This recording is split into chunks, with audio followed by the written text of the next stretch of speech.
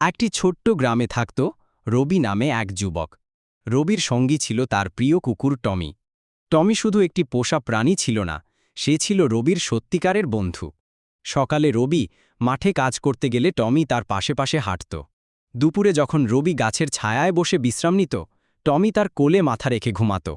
একদিন গ্রামে মেলা বসেছিল। রবি টমিকে নিয়ে সেখানে গেল। মেলার ভিড়ের মধ্যে হঠাৎ রবি টমির হাত থেকে ছুটে হারিয়ে গেল। ভয় আর উৎকণ্ঠায় রবি চারদিকে তাকাতে লাগল।